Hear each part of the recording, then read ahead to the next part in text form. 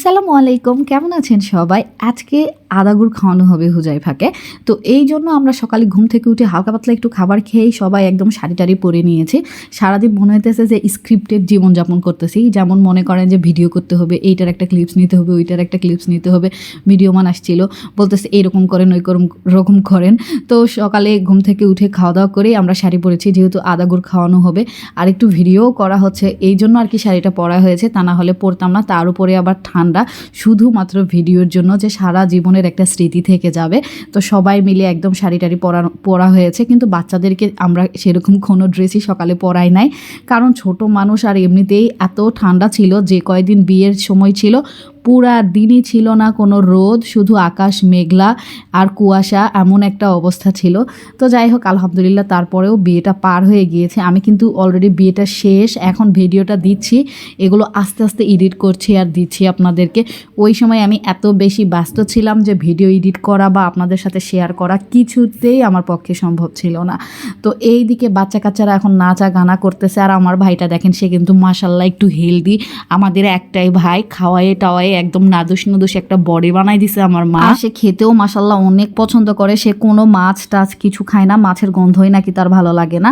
সে শুধু মাংস খায়, ডিম খায় আর ডাল খায়। তো এইগুলা খেয়ে খেয়ে আর কি বডিটা এরকম বানাই ফেলছে। এখন কিছু করার নাই, একটাই ভাই, ওই তো আদরে আদরে বাদর হয়ে গেছে। আর এদিকে আমরা ভিডিও করতেছিলাম, সে খুব একটা ভিডিও করতে চাচ্ছিল না, কারণ সে যেহেতু হুজুর। আমাদের জেদাজেদিতেই মূলত ভিডিওটা করা, আমরা চাচ্ছিলাম সারা জীবনের একটা স্মৃতি একটু থেকে যাক, দেখা যাবে যে অনেক দিন পরে যখন এই বিয়ের ভিডিওগুলো দেখবো অনেক ভালো লাগবে। এই জন্য তো সে খুব একটা চাচ্ছিল না যে ভিডিওগুলো এগুলো করা হোক, কিন্তু বোনেদের উপরে কিছু বলতেও পারতেছিল না, বেচারা সহ্য করতেছিল। ভালো আছে আমার ভাইটা, কিন্তু অনেক ভালো আর অনেক বাধ্য সবারই।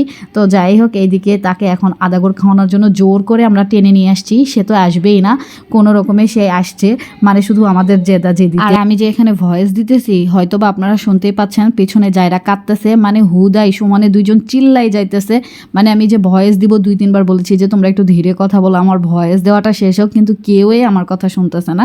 তো যাই হোক, ওদের অপেক্ষা করে আপনারা আমার কণ্ঠটাই শোনেন, ওদের ভয়েসগুলো আপাতত শুনেন না।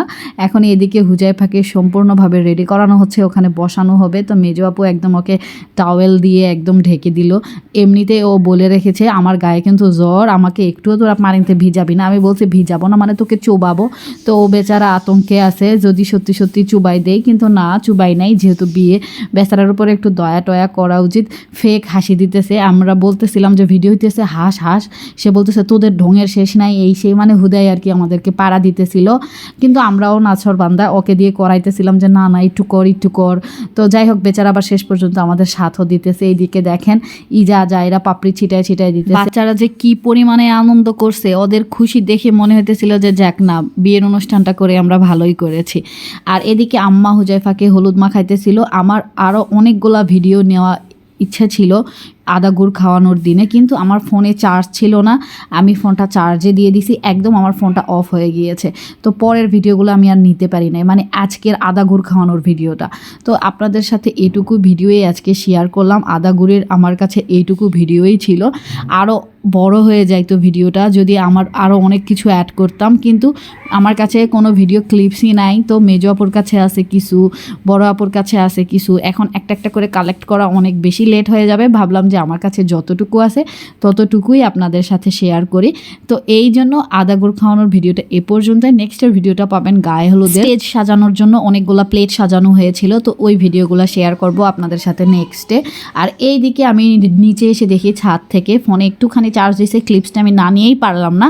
আমার ফুফাতো বোনের ছেলেকে দেখেন, বাচ্চাটাকে কি পরিমাণে রিমান্ডে নিয়ে খাওয়াইতেছে, একটু করে ভাত দিতেছে, ও হা করে আছে, পানি দিলে দেন ও মুখ বন্ধ করতেছে, মানে দেখে এত অসহায় লাগতেছে। তো আমার দিকে তাকায় আছে, তো আমার ফুফাতো বোন আবার বলতেছে যে তুমি এখান থেকে চলে যাও, ও পরে তোমাকে বাঁচাইতে বলবে বাঁচাও। তো ভাবলাম যে থাক, আমি ওকে আপাতত না বাঁচাই, ওর পেটটা ভরাটা ইম্পর্টেন্ট। তারপরে আমি চলে গিয়ে